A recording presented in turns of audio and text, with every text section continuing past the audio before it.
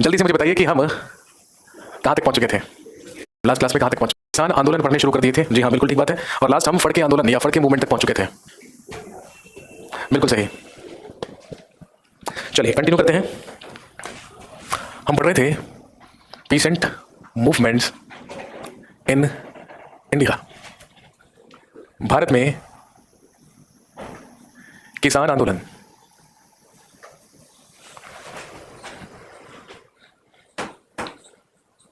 बिल्कुल, सबसे पहले हमने इसमें इंडिगो मूवमेंट या नील विद्रोह के बारे में बात की थी। उसके बाद हमने पावना विद्रोह या पावना रिवोल्ट के बारे में बात की थी। और उसके बाद हम बात कर चुके थे फड़के मूवमेंट के बारे में या फड़के आंदोलन के बारे में।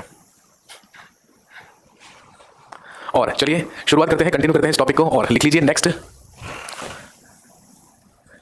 चंपारण सत्याग्रह। अगला लिखेंगे चंपारण सत्याग्रह। इंपॉर्टेंट है, फेमस है, आप सब जानते हैं। 1917 में हुआ था। फेमस इसलिए है क्योंकि ये गांधी जी का भारत में सबसे पहला आंदोलन था। ये गांधी जी का सबसे पहला सत्याग्रह था जो उन्होंने भारत में किया था। और इसके बारे में अब हम जानेंगे। सर पॉलिटी आगे कब से होगा? कंटिन्यू, मैंने आपको बता तो दिया। मॉडर्न इंडिया फिनिश कर लीजिए फटाफट से। जैसे ही मॉडर्न इंडिया खत्म हो जाएगा उसके बाद हम पॉलिटी की क्लासेस कंटिन्यू कर देंगे। और मेडिवल और मॉडर्न आपका कंप्लीट हो जाएगा और फिर आपका बन जाएगा एंशिएंट इंडिया। फिर हम एंशिएंट इंडिया पढ़ लेंगे। बाकी क्लासेस भी करवानी पड़ती हैं। ये पॉसिबिलिटी नहीं है कि रोज रोज हिस्ट्री और पॉलिटी ही चले। पॉलिटी अभी इसलिए नहीं करवाई है कि आप मॉडर्न इंडिया पढ़ लीजिए। मॉडर्न इंडिया पूरी अच्छी तरीके से समझ में आ जाएगा तो पॉलिटी अपने आप ही समझ में आ जाएगी, क्योंकि आप अच्छी तरीके से जानते हैं दोनों एक दूसरे से इंटरलिंक्ड हैं। दोनों एक दूसरे से पूरी तरीके से मिलती जुलती हैं। तो ये सब चीज़ें कि कितनी क्लास और होंगी, ये होगा वो होगा, ये सब फालतू की बातें हैं। ये सिर्फ यहाँ पर आकर्षण और सिर्फ यहाँ पर ध्यान आकर्षित करने वाली बातें हैं। इसमें रखा कुछ नहीं है, इसमें क्वालिटी कुछ भी नहीं है। जी चलिए हम बात करते हैं चंपारण सत्याग्रह के बारे में। आप सब जानते हैं 1917 में चंपारण सत्याग्रह हुआ था, जिसको माना जाता है the first movement of Gandhi ji in India, जिसे भारत में गांधी जी का सबसे पहला आंदोलन माना जाता है। सर आप अपने तरीके से पढ़ाइए, टेंशन ना लीजिए, मैं अपने ही तरीके से पढ़ाता हूँ। जी क्यों हुआ चंपारण सत्याग्रह? सबसे पहली चीज तो आप सब जानते होंगे कि चंपारण एक जगह का नाम है, एक स्थान का नाम है, जो कहां पर है? बिहार में। बिहार के ही चंपारण नामक स्थान पर ये आंदोलन हुआ था या ये मूवमेंट हुआ था, जिसका सबसे बड़ा कारण क्या था? सबसे पहले बेसिक कॉन्सेप्ट को समझेंगे। जितने भी चंपारण के खेतीहार मजदूर थे या जितने भी किसान थे, कृषक थे, उन सभी लोगों के साथ ब्रिटिश सरकार ने, ब्रिटिश गवर्नमेंट ने या अंग्रेजों ने एक करार किया हुआ था, एक कॉन्ट्रैक्ट किया हुआ था। और वो कॉन्ट्रैक्ट क्या था? वो कॉन्ट्रैक्ट ये था कि हर एक किसान, हर एक खेतीहार अपनी कुल भूमि के 3/20 भाग पर, कुल भूमि के 3/20 भाग पर नील की खेती करेगा। ये कॉन्ट्रैक्ट, ये करार अंग्रेजों ने किसानों के साथ कर रखा था कि हर किसान जिसके पास जो भी जमीन होगी, उस जमीन के 3/20 भाग पर उसे इंडिगो या नील की खेती करनी होगी। और दोस्तों ध्यान रखेंगे, इसी को तिनकटिया सिस्टम, इसी को तिनकटिया सिस्टम या तिनकटिया पद्धति कहा जाता था।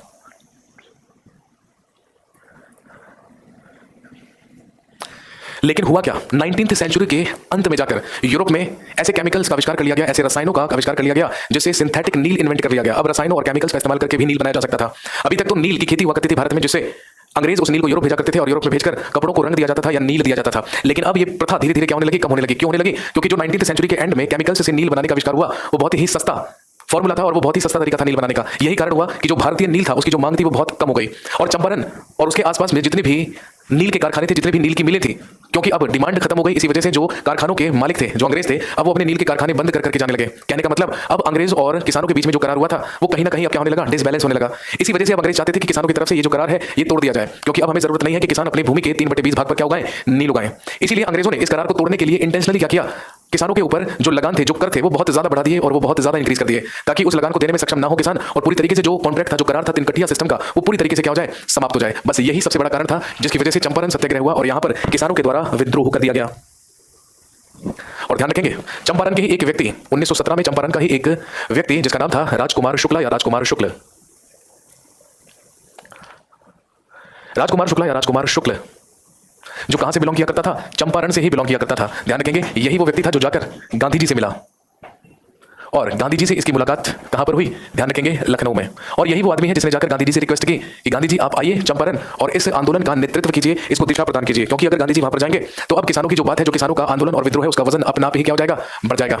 और ध्यान रखेंगे, क्वेश्चन कई बार आ चुका है कि बताइए चंपारण आने के लिए गांधी जी को किसके द्वारा इन्वाइट किया गया था? ही वो राजकुमार शुक्ला या राजकुमार शुक्ल, जो चंपारण से बिलोंग किया करता था। और हम सब जानते हैं इसके बाद गांधी जी वेंट टू चंपारण। इसके बाद गांधी जी चंपारण गए, और केवल गांधी जी ही नहीं, ध्यान रखेंगे वहां पर गांधी जी के अलावा और भी कई सारे राजनेता मौजूद थे, जैसे डॉक्टर राजेंद्र प्रसाद। इसमें गांधी जी का साथ डॉक्टर राजेंद्र थे, जैसे डॉक्टर राजेंद्र प्रसाद। इसमें गांधी जी का साथ डॉक्टर राजेंद्र प्रसाद के भी द्वारा दिया गया था। इसके अलावा वहीं पर मौजूद थे बृज किशोर। इसके अलावा वहां पर मौजूद थे महादेव देसाई। और नाम ध्यान रखेंगे JB कृपलानी। और दोस्तों हम जानते हैं कि गांधी जी के ही नेतृत्व में ये मूवमेंट, ये आंदोलन सक्रिय हुआ चंपारण में, और गांधी जी के ही कहने पर, गांधी जी के ही आह्वान पर सारे के सारे कृषकों ने, सारे के सारे किसानों ने वो जो बढ़ती हुई लगान की रकम थी उसको देने से क्या कर दिया, पूरी तरीके से मना कर दिया।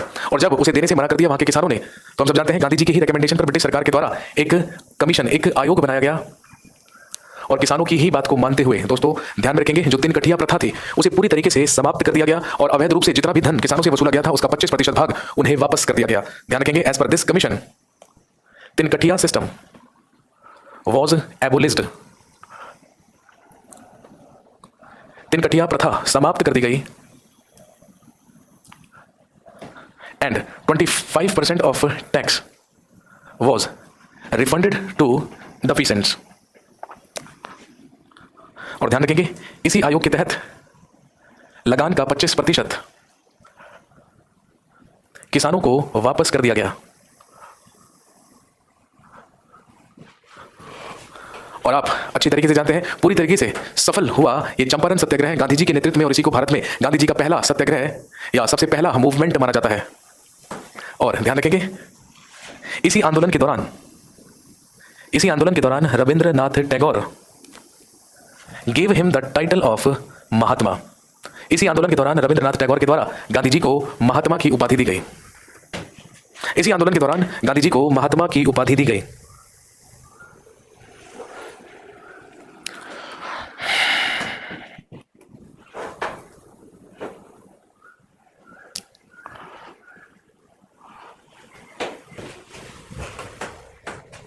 यह था चंपारण सत्याग्रह।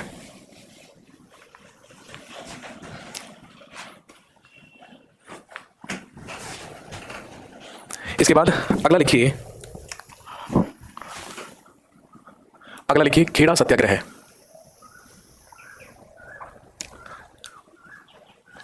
उन्नीस सौ 18। इसके बाद देखिए खेड़ा सत्याग्रह।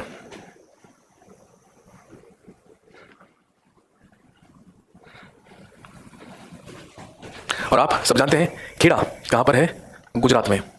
यह भी एक पीसेंट मूवमेंट था, यह भी एक किसान आंदोलन था। गुजरात के ही खेड़ा जिले में अंग्रेजों के द्वारा किसानों पर लगान या टैक्सेस को इंक्रीज किए जाने के ही विरोध में खेड़ा सत्याग्रह किया गया था गुजरात में। और दोस्तों ध्यान रखेंगे इसका सबसे महत्वपूर्ण कारण था 1917-18 में फसलों का नष्ट होना, और इसके बावजूद भी अंग्रेजों द्वारा लगान वृद्धि। एक तो 1917-18 में जो फसलें थी खेड़ा के किसानों की वो बर्बाद हो चुकी थी, लेकिन इसके बाद भी अंग्रेजों के द्वारा वहां पर जो टैक्सेस थे वो बढ़ा दिए गए थे और वहां पर अभी भी लगान वसूली की जा रही थी। इसीलिए ध्यान रखेंगे खेड़ा के ही किसानों के साथ मिलकर गांधी जी ने पार्टिसिपेट किया खेड़ा सत्याग्रह में। और ध्यान रखेंगे गांधी जी के साथ इसमें 2 और लोग मौजूद थे। एक नाम ध्यान रखेंगे, along with इंदिरालाल Yagnik and Sardar Vallabh भाई पटेल। इसमें गांधी जी के साथ साथ किसानों के साथ मिलकर 2 और इंपॉर्टेंट लोग इसमें शामिल थे जिनके नाम थे इंदिरालाल याग्निक और सरदार वल्लभ भाई पटेल।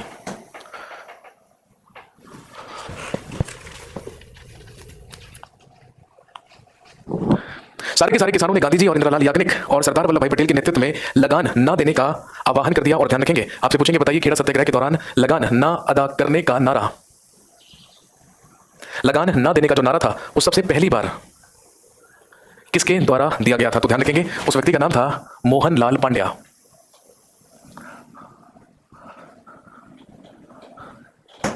अंग्रेजों को लगान ना देने का जो नारा दिया गया, जो घोषणा की गई, वो सबसे पहले एक व्यक्ति के द्वारा दी गई थी जिसका नाम मोहनलाल पांड्या था। और ये बात कहां की है?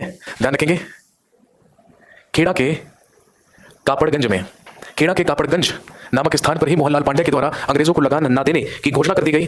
फाइनली 22 मार्च 1918 को इस आंदोलन का पूरा नेतृत्व गांधी जी ने संभाला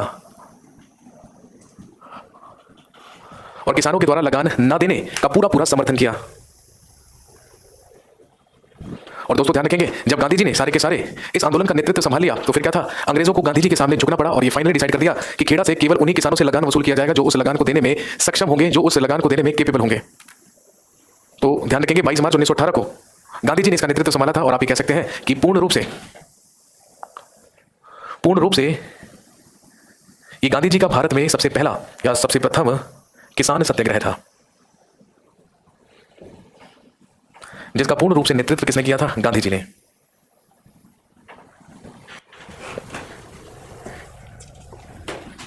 फटाफट से नोट कर लीजिए।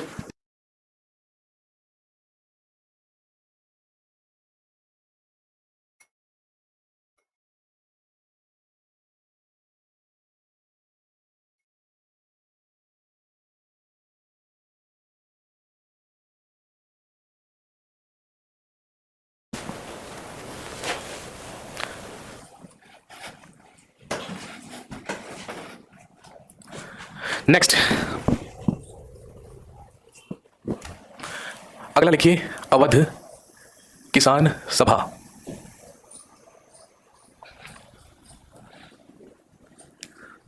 अवध किसान सभा।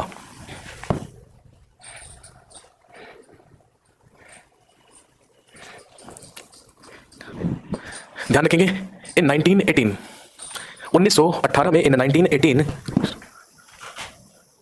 गौरी शंकर मिश्रा, इंद्र नारायण द्विवेदी एंड पंडित मदन मोहन मालवीय, 3 नाम लिखेंगे। 1918 में गौरी शंकर मिश्र, इंद्र नारायण द्विवेदी और पंडित मदन मोहन मालवीय के ही द्वारा स्थापना की गई अवध किसान सभा या उत्तर प्रदेश किसान सभा की। और ध्यान रखेंगे इसका उद्देश्य भी अंग्रेजों के द्वारा बढ़ते हुए लगान और कर को वसूल करने के ही अगेंस्ट या उसी के खिलाफ इसकी स्थापना की गई थी। अवध कहां पर है? ग्रेट भाई, बहुत बढ़िया।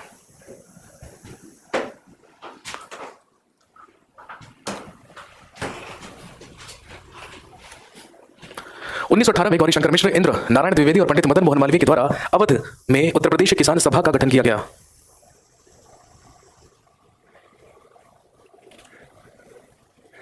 और ध्यान रखेंगे इन दैट मूवमेंट, और इस आंदोलन में बाबा रामचंद्र, जो कहां से बिलोंग करते थे?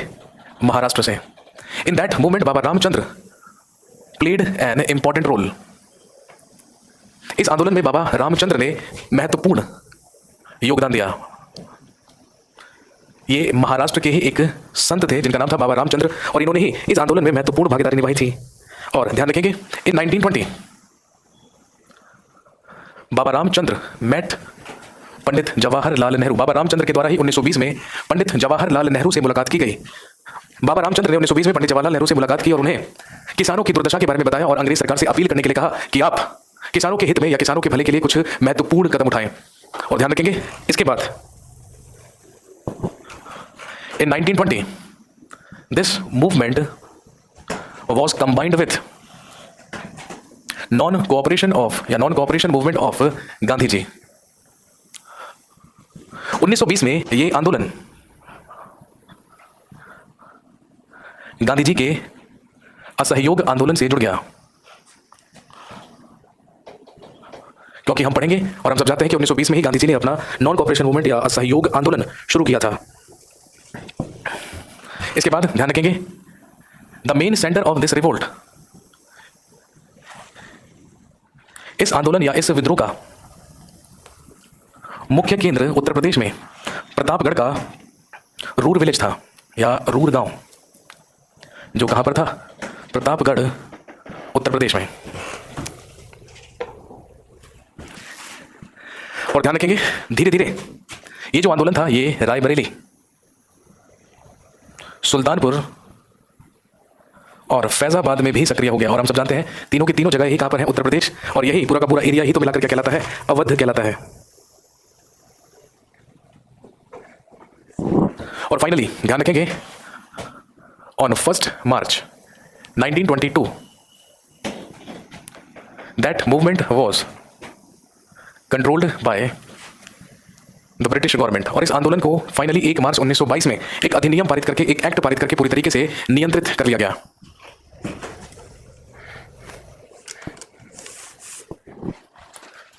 फटाफट से नोट कर लीजिए।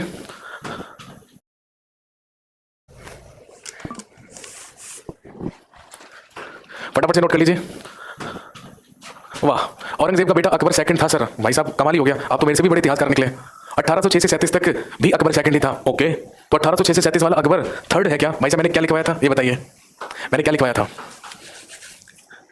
सबसे पहली चीज तो मेरे भाई ये जो सेकंड थर्ड और ये फोर्थ की जो कंफ्यूजन है ना, मैं पूरी तरीके से खत्म कर देता हूं। हमेशा याद रखना, जब एक डायनेस्टी में, जब एक राजवंश में एक ही नाम या एक ही टाइटल के अनेक राजा होते हैं तो हम उनके नाम के साथ प्रथम, द्वितीय, तृतीय, चतुर्थ, पंचम ये लगाकर इजी टू अंडरस्टैंड बनाने के लिए उनके नाम के आगे ये सब लिखते हैं। लेकिन ध्यान रखेंगे, वाह सर, असहयोग आंदोलन में तो खिलाफत आंदोलन का विलय हुआ था, अनुष्का जी का कहना है। अनुष्का जी अब मुझे बताइए कि ये चीज आपने कहां पर पढ़ी कि असहयोग आंदोलन में केवल खिलाफत आंदोलन का विलय हुआ था? ये बात आपने कहां पढ़ी है या किससे सुनी है? जल्दी से मुझे बताइए, ये आपको बात मुझे बतानी होगी कि किस खलीफा ने आपको ये ज्ञान देकर भेजा है यहाँ पर कमेंट करने के लिए। जो भी टॉपिक चल रहा है डाउट अभी आप उसी से पूछेंगे। मेडिवल इंडिया, विजयनगर एम्पायर, ये सब के डाउट आप तब पूछेंगे जब मैं मेडिवल इंडिया का आपको रिवीजन करवाऊंगा, तब पूछेंगे सब चीजें। अभी टॉपिक क्या चल रहा है और आपके डाउट क्या है, ऐसे में तो डूब मरना चाहिए विवेक, बाल्टी भर के उसी में डुबा दूंगा मैं तेरे को। वाह, महेश कुमार वर्णवाल से सर। अरे अनुष्का जी आपको पता नहीं है क्या, I am better than Mahesh Kumar Varnwal, ये नहीं पता आपको? उस पुस्तक में, ठीक है, वो पुस्तक अच्छी पुस्तक है और वो पुस्तक मैंने भी पढ़ी है और उसमें कहीं पर भी ये लाइन नहीं लिखी है कि असहयोग आंदोलन में केवल खिलाफत आंदोलन का विलय हुआ था। अगर ऐसा लिखा है तो फटाफट से स्क्रीनशॉट लीजिएगा और मेरे फेसबुक पेज पर सेंड कीजिएगा मुझे, अगर ऐसा है तो देखी जाएगी फिर तो। जी, मैंने कहा कि जब एक डायनेस्टी में, एक राजवंश में एक ही नाम या एक ही टाइटल के दो या दो से अधिक राजा होते हैं तो हम अपनी अंडरस्टैंडिंग के लिए उन्हें प्रथम, द्वितीय, तृतीय कहते हैं। अब आप खुद ही सोचिए, जिस टाइम वो राजा बने होंगे, जिस टाइम वो मुगल बादशाह बना होगा, वो खुद अपने आप को अकबर सेकंड थोड़ी कहता होगा, वो तो अपने आप को केवल अकबर कहता होगा ना। वो तो इतिहासकारों ने समझने के लिए उन्हें अकबर फर्स्ट और अकबर सेकंड की संख्या दी है। तो मेरे भाई आपका सवाल ये था कि औरंगजेब का बड़ा बेटा भी तो जो मोहम्मद अकबर था, तो उसका भी नाम तो अकबर था, तो वो भी तो अकबर सेकंड होना चाहिए। तो आप मुझे खुद बताइए, क्या वो भारत का मुगल बादशाह बना था? क्या वो मुगल डायनेस्टी में रूलर था? नहीं था। और मैंने आपसे क्या कहा, जो डायनेस्टी में एक ही नाम और टाइटल के रूलर होंगे, शासक होंगे, उन्हीं के आगे क्या लगेगा? प्रथम, द्वितीय, तृतीय, चतुर्थ, सबके आगे थोड़ी लगा देंगे। तैमूर लंग का बेटा था शाहरुख खान, शाहरुख खान प्रथम, अब हमें उसे बोलना चाहिए। और उसके बाद अब जो हमारे एसआर के हैं शाहरुख खान साहब, अब फिर तो अब हमें उन्हें कहना चाहिए शाहरुख खान 99th या 100th या 112th। लेकिन डायनेस्टीज चेंज हो चुकी है, साम्राज्य चेंज हो चुका है, परिवार चेंज हो चुका है, तो ये सारी की सारी चीजें हैं, कॉमन सी चीज। और उन चीजों के लिए टेंशन ले रहे हैं, उन चीजों के डाउट पूछ रहे हैं जिनका एग्जाम से कुछ लेना ही देना नहीं है। इसीलिए एग्जाम में जाते हैं नीलबट्टा सन्नाटा मिलता है, क्योंकि जैसे क्वेश्चन पढ़ते हैं उसके बाद ठन ठन गोपाल, कुछ नहीं समझ में आता, क्योंकि समझने वाली बातें तो क्लास में समझी नहीं, क्लास में तो कमेंट करने में बिजी थे। इस वजह से थोड़ा सा ध्यान रखें भाई, जो चीजें एग्जाम के लिए रेलेवेंट ही नहीं होती हैं उनके बारे में बिल्कुल भी जिक्र ना करें, ये बहुत जरूरी है जानना। और हम तो केवल वो पढ़ने आए ना जैसे एग्जाम में हेल्प मिलेगी। चलिए आगे बढ़ते हैं, अगला लिखिए बारदोली सत्याग्रह है।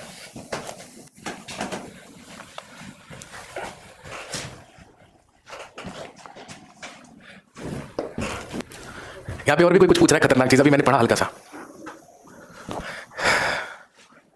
ये लो, योगेश ताना भगत आंदोलन कब हुआ था? योगेश अगर तो मेरे सामने होता ना तो मैं गरम गरम सलाखों से तेरी आंखें निकलवा लेता, है ना, क्योंकि तूने किताब में रट तो लिया है ताना भगत आंदोलन, है ना, लेकिन तुझे याद ही नहीं कि तूने किताब में पढ़ा क्या था। बेटे वो ताना भगत नहीं, उसे हम तेभागा आंदोलन बोलते हैं। वो तेभागा आंदोलन है, ताना भगत नहीं। अपने हिसाब से नाम बनाकर मत भेजो, ठीक है ना, नहीं तो गरम गरम सलाखों से आंखें निकाल ली जाएंगी, उसी प्रकार की सजाएं दी जाएंगी जैसी मुगल साम्राज्य में मिलती थी। कुछ भी लिखकर भेज देते हैं यार।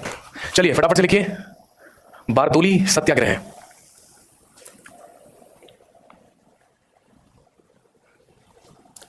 उन्नीस 1928। एक गधा पूछ रहा है, इसका नाम है गधे का कुणाल प्रताप। अरे मेरे भाई कुणाल प्रताप, चौरा चौरी कांड नहीं होता है, चौरी चौरा कांड होता है। जगह का नाम है उत्तर प्रदेश के गोरखपुर जिले में है चौरी चौरा नामक स्थान। वो चौरी चौरा कांड है, चौरा चौरी नहीं। अबे यार हद हो गई, मतलब तुम लोगों की जो स्थिति है ना वो सीरियसली दयनीय हो चुकी है। मुझे नहीं समझ में आता, भगवान तुम्हारा भला करे कि कैसे आप लोग एग्जाम देने जाओगे और कैसे वहां पर क्वेश्चन अटेम्प्ट करोगे। कम, अधूरी और गलत जो जानकारी होती है ना वो हमेशा दुर्घटना करवा देती है। आप देखो, सावधानी हटी, दुर्घटना घटी। चौरी चौरा को चौरा चौरी लिख रहा है नालायक आदमी। अबे जगह का नाम है भाई चौरी चौरा। उत्तर प्रदेश पीसीएस के एग्जाम का क्वेश्चन है, प्रीलिम्स में पूछा गया था कि बताइए चौरी चौरा नामक स्थान उत्तर प्रदेश के किस जिले में है? गोरखपुर में है चौरी चौरा। और कोई तेरे से ये पूछे जाकर कि क्या चौरी चौरा किसान आंदोलन था? नालायक, टॉपिक देखिए हम क्या पढ़ रहे हैं, टॉपिक देख जरा क्या पढ़ रहे हैं हम किसान आंदोलनों के बारे में बात कर रहे हैं, पीसेंट मूवमेंट के बारे में बात कर रहे हैं। अब बता जरा मेरे को कि क्या चौरी चौरा जो घटना थी, जो कांड था, जो तूने किताब में बस पढ़ लिया है, लूसेंट पुसेंट ले रखी होगी तूने रामचरितमानस की तरह, उसे ही सुबह शाम रखता होगा। तो क्या चौरी चौरा कांड एक किसान आंदोलन था जो यहाँ पर चौरी चौरा की बात कर रहा है? वो भी चौरी चौरा नहीं, चौरा चौरी। हे भगवान, मुर्गा बन जा यार तू तो। तेरे को तो मैं कैमरे के अंदर ही घुस के मारूंगा, सही बता रहा हूँ। तेरे को तो मुर्गा बन जाना चाहिए खुद ही, ईमानदारी से। जहाँ पे पढ़ रहा है ना मोबाइल लेके, वहीं चुपचाप मुर्गा बन जा। घर वाले पूछेंगे ना कि बेटे क्या हुआ, तो बोलना कि यार एक ऐसी बात कर डाली आज मैंने जिसकी किसी भी व्यक्ति ने पूरे हिंदुस्तान में कल्पना नहीं की थी। अब मुझे मुर्गा बनने दीजिए, पश्चाताप कीजिए। आप शाम तक मुर्गा बने रहे, इससे मांसपेशियों में खिंचाव आएगा और थोड़ा सा जो ब्लड सर्कुलेशन है वो तेज होगा और दिमाग खुलेगा थोड़ा सा, और फिर मजा आएगा। चलिए भाई आगे बढ़ते हैं। अब हम बात करेंगे बारदोली सत्याग्रह के बारे में। और आप सब जानते हैं वेयर इज बारदोली? इन सूरत, गुजरात। गुजरात के सूरत के ही बारदोली नामक स्थान पर यह आंदोलन शुरू हुआ था, आंदोलन हुआ था। और सब जानते हैं इसका भी कारण क्या था? अंग्रेजों को लगान ना अदा करना। किसानों के द्वारा ही अंग्रेजों को लगान अदा करने से ही मना किया गया था, जिसे हम बारदोली सत्याग्रह कहते हैं। और ध्यान रखेंगे इसमें बारदोली के किसानों के अलावा इसमें बारदोली के किसानों के अलावा कालिप राज जाति के लोग भी शामिल हुए थे। कालिप राज जनजाति लिख लीजिए यार, नहीं तो फिर बोलेंगे गलत लिखवा दिया। जनजाति या ट्राइब्स के भी लोग इसमें शामिल हुए थे। कालिप राज जनजाति या कालिप राज ट्राइब ये काले लोगों की जनजाति, एक काले लोगों की जनजाति कहलाती थी जो गुजरात से इस आंदोलन में शामिल हुए थे। उद्देश्य वही था कि अंग्रेजों के द्वारा जो किसानों का कर था, लगान था, वो बढ़ा दिया गया। उसी के विरोध में हुआ था बारदोली सत्याग्रह। हालांकि अंग्रेजों के खिलाफ 1922 से ही यहां आंदोलन चल रहा था। यहां पर ऑलरेडी 1922 से आंदोलन चल रहा था, जिसका नेतृत्व ध्यान रखेंगे बारदोली में कर रहे थे मेहता ब्रदर्स या मेहता बंधु। 3 भाइयों के द्वारा बारदोली में पहले से ही आंदोलन चल रहा था 1922 में अंग्रेजों के लगान की कीमत बढ़ाने के ही विरोध में।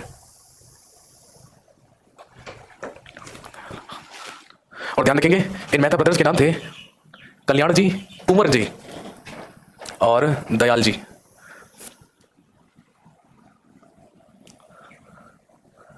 कल्याण जी, कुंवर जी और दयाल जी, इन तीनों के नेतृत्व में पहले से ही एक आंदोलन चल रहा था अंग्रेजों के खिलाफ। लेकिन बारदोली सत्याग्रह इसलिए हुआ क्योंकि ध्यान रखेंगे Britishers increased the taxes on peasants by 30%। सूखा पड़ने के बावजूद भी, फसल नष्ट हो जाने के बावजूद भी, ध्यान रखेंगे अंग्रेजों के द्वारा लगान 30% बढ़ा दिया गया। इसीलिए बारदोली के ही किसानों के नेतृत्व में कूदे कौन? बोथ गांधी जी एंड सरदार वल्लभ भाई पटेल।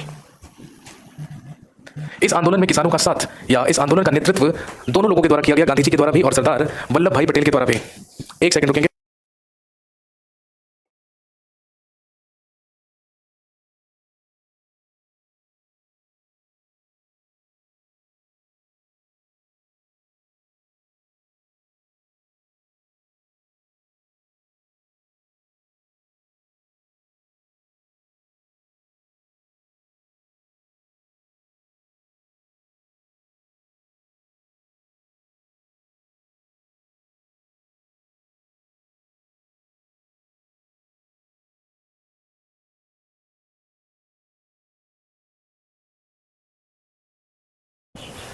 हाँ जी, तो गांधी जी और सरदार वल्लभ भाई पटेल दोनों के ही द्वारा इस आंदोलन में सहभागिता दी गई। और फाइनली ध्यान रखेंगे इस आंदोलन का पूर्ण नेतृत्व, पूरी तरीके से जो नेतृत्व किया गया वो सरदार वल्लभ भाई पटेल के द्वारा किया गया। और ये 4 फरवरी 1928 को पूरी तरीके से इन्होंने बारदोली सत्याग्रह की जो कमान थी वो अपने हाथों में ले ली। और ध्यान रखेंगे यहां पर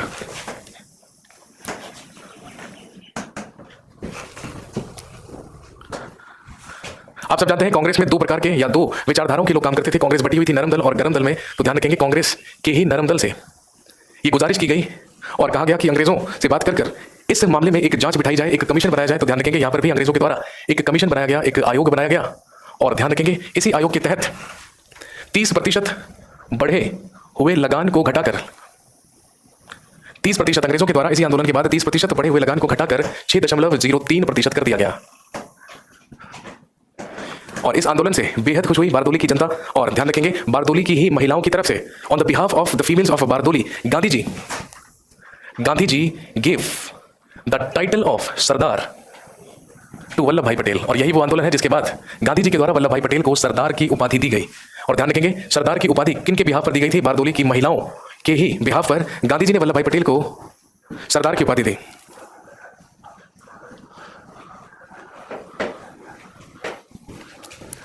एक आदमी कह रहा है कभी क्लास में हारमोनियम ले आओ, कल तो बोलेगा कि क्लास में गुलफाम कली को भी ले आओ। इज इट पॉसिबल मेरे भाई? अरे पॉसिबल थोड़ी है, वो काम यूट्यूब पर हो सकता है भाई। गुलफाम कली भाभी जी घर पर में आ सकती है, यहाँ थोड़ी आ जाएगी। नहीं सर, सरदार भाई पटेल। अच्छा जी, भाई पटेल क्या तेरी क्लास में पढ़ता था सरदार वल्लभ भाई पटेल? भाई लिख तो ऐसे रहा जैसे सरदार वल्लभ भाई पटेल तेरे क्लासमेट थे, बल्कि तू सीनियर था, तू 12वीं में था और वो 10वीं में पढ़ रहे थे। कि सरदार भाई पटेल और गांधी जी में तो नहीं बनती थी। क्यों भाई, तुम्हारे रिश्तेदार लगते थे, तुम्हें कैसे पता नहीं बनती थी? किसने बताया ये कि नहीं बनती थी? खतरनाक भाई। चलिए एनीवेज आगे बढ़ते हैं, जोक सपाट। चलो भाई, एक कोई आदमी यहाँ पे कह रहा था तन भगत आंदोलन, पता नहीं क्या क्या लिखकर भेज रहा था। तेभागा आंदोलन पढ़ना था उसे। ले भाई, तो पढ़ ले तेभागा आंदोलन।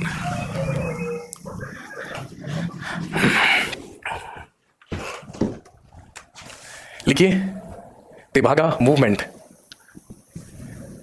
या तेभागा आंदोलन, तेभागा मूवमेंट या तेभागा आंदोलन।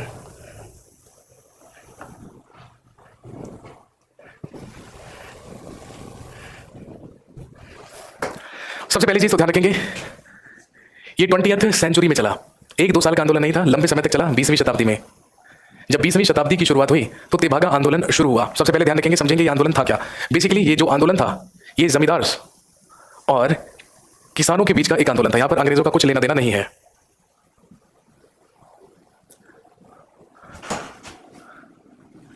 तेभागा जो आंदोलन था वो जमींदारों और कृषकों के बीच हुआ था, और ध्यान रखेंगे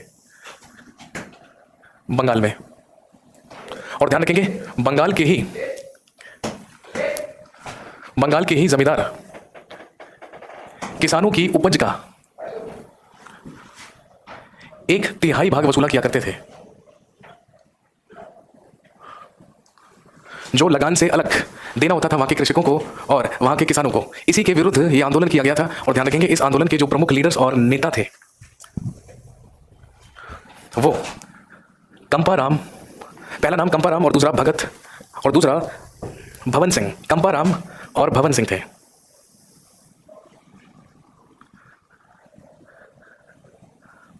और क्योंकि 3 भागों में से एक भाग जमींदारों के पास जाता था, इसीलिए इसको हम तेभागा आंदोलन कहते हैं। 3 का 1 भाग वो वसूला करते थे। और ध्यान रखेंगे बंगाल में रेवेन्यू सिस्टम या भू राजस्व प्रणाली के विरुद्ध ये जो आंदोलन था, ध्यान रखेंगे ये आंदोलन आजादी तक चलता रहा।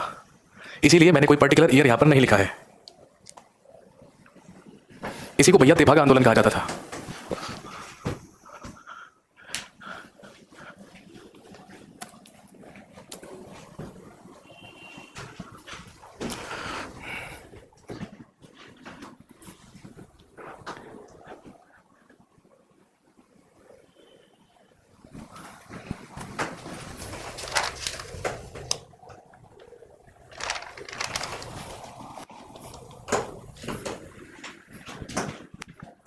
फ्राइडे की क्लास कंप्लीट अपलोडेड नहीं है, ठीक है भाई, मैं चेक करा लेता हूं। यार प्लीज लिखकर साइड हो जाया करो यार, मैं तो बार बार लिखकर साइड हो जाता हूं ताकि आप साथ के साथ लिखते रहो। हाँ जी, तो यहाँ पर खत्म होता है भारत में किसान आंदोलन या पीसेंट मूवमेंट्स इन इंडिया। अब आप सुन लीजिए कि मॉडर्न इंडिया में हमारे पास एग्जाम के लिए इंपॉर्टेंट पढ़ने के लिए क्या बाकी है। कल जब आपसे हमारी मुलाकात होगी तो कल की जो कहानी है अब हम उसमें शुरू करेंगे इंडियन नेशनल मूवमेंट या भारतीय राष्ट्रीय आंदोलन। कल से हम शुरू करेंगे इंडियन नेशनल मूवमेंट भारतीय राष्ट्रीय आंदोलन। लंबा पार्ट है, लंबा भाग है, जिसमें हम सबसे पहले बात करेंगे कांग्रेस की स्थापना होने से पहले की जो पॉलिटिकल पार्टीज थे उनके बारे में लिखेंगे। उसके बाद कांग्रेस की स्थापना से लेकर कांग्रेस के अधिवेशनों से लेकर आजादी तक 1947 तक की जितनी भी घटनाएं हैं वो सब इसमें शामिल होंगी। और आप अच्छी तरीके से जानते हैं कि इंडियन नेशनल मूवमेंट का ही एक पार्ट होगा गांधीयन एरा। यहां पर एक नालायक पूछ रहा था कि गांधीयन एरा नहीं होगा क्या। आप लोगों ने बस टॉपिक्स के नाम रट रखे हैं, लेकिन आपको पता नहीं है कि वो बेसिकली टॉपिक्स नहीं, वो एक पीरियड है। आप कह रहे हो गांधीयन एरा नहीं होगा क्या। अभी गांधीयन एरा पता है ना, गांधीयन एरा क्या है। साउथ अफ्रीका से जब गांधी जी हमेशा के लिए वापस इंडिया लौट गए तब से लेकर आजादी तक का जो पार्ट है, बेसिकली 1919 से लेकर 1942 तक का जो पार्ट है वो क्या कहलाता है, गांधीयन एरा कहलाता है। तो डेफिनेटली इंडियन नेशनल मूवमेंट में हम कवर करेंगे। तो आपके मॉडर्न इंडिया में मेरी तरफ से 2 टॉपिक्स बचे हैं, 2 मेजर टॉपिक्स। इसके अंदर कई सारे सब टॉपिक्स भी क्या होंगे, इंक्लूडेड होंगे, लेकिन वो सारी की सारी चीजें मैं 2 महत्वपूर्ण टॉपिक्स में आपको करवाऊंगा। कल से हम शुरू करेंगे पढ़ना इंडियन नेशनल मूवमेंट भारतीय राष्ट्रीय आंदोलन, और इसको खत्म करने के बाद आखिरी चीज जो हम पढ़ेंगे वो होगा governor, governor generals and viceroys. ये 2 इंपॉर्टेंट टॉपिक्स हैं जो आपके मॉडर्न इंडिया में बाकी हैं। इसके बाद मॉडर्न इंडिया खत्म हो जाएगा। उसके बाद आप लोग रिलैक्स हो सकते हैं। कुछ बैचेस हैं जहां पर हिस्ट्री खत्म हो जाएगी, जिनमें एंशिएंट मेडिवल हो चुका है। जिन लोगों का एंशिएंट बचा है उन लोगों का फिर एंशिएंट करवा दिया जाएगा, और साथ में आपकी पॉलिटी की जो क्लासेस हैं वो भी क्या कर दी जाएंगी, स्टार्ट कर दी जाएंगे। तेभागा और तिनकटिया वर्ड का मीनिंग एक ही है क्या? जी बिल्कुल अलग अलग है। और मैंने आते ही आपको तिनकटिया बताया है और अभी तेभागा बताया है, तो I am unable to understand कि आपको बात समझ में कैसे नहीं आई। कॉन्स्टिट्यूशनल डेवलपमेंट मैंने कल भी बताया था, आनंद लकीर के फकीर, मैंने कल भी तेरे को बात बताई थी कि जो कॉन्स्टिट्यूशनल डेवलपमेंट ऑफ इंडिया है वो हम पॉलिटी में सबसे स्टार्टिंग में कवर कर चुके हैं। क्योंकि आप जीएस स्पेशल में पढ़ रहे हैं, हिस्ट्री पॉलिटी दोनों में पढ़ाता हूं, तो जो कॉन्स्टिट्यूशनल डेवलपमेंट है